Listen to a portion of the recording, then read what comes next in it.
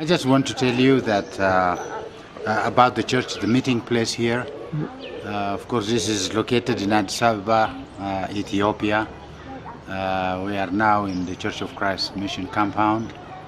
And what I wanted really to tell you is in 1984-87, we had the worst kind of drought, famine in the country of Ethiopia. And the members of the Churches of Christ throughout Ethiopia wanted to do a relief program.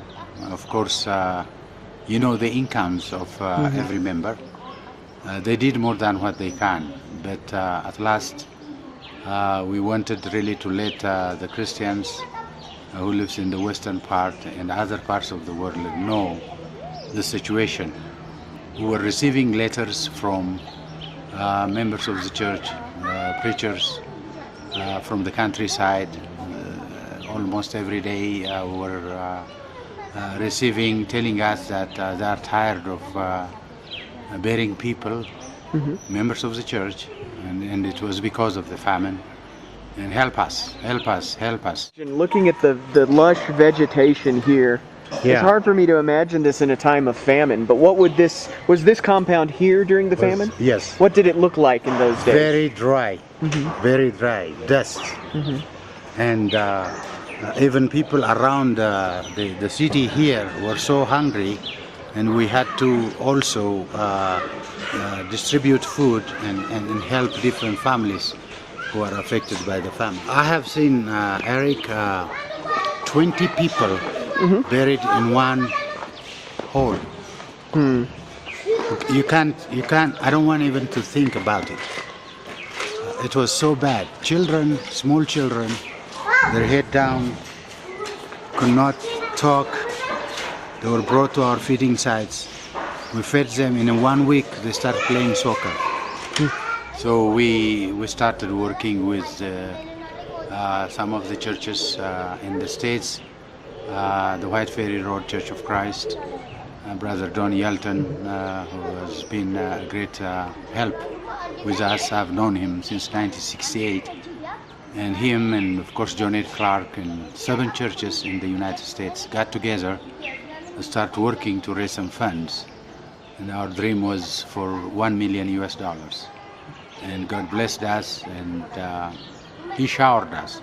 In fact, there was a time that I wrote, "We don't need any more money. Thank you." We were able to raise $8 million. Wow. The target was 1 million and you raised 8. Yes. 128,000 people were saved from this. Some of them are members of the church. We didn't discriminate. We wanted to feed anybody who's hungry. And we had the permission from the Ethiopian government to do the famine relief program. We had many of members of the church free of charge. They devoted their time, they left their work for 2-3 months, working, feeding the hungry. So during that time, the British, the Band-Aid people from England came to visit, and they saw how we are organized. They see all the people, how many people. There was 28,000 people fed every day. No modern stove. So anyway, at that time they came and they saw how the Church of Christ is doing. And finally they say, "What shall we give you?" So we asked them, give us a vehicle where we can come. I mean, where we can really do the work. And then the second thing that we asked was a building like this. So this building was given to us to keep the food, to use it as a storage. For 2.5 years, we're able to use it, keep food here. When that is finished, we converted it to a church meeting place. Wow. Now we use it for the deaf as auditorium. We use it for the church building.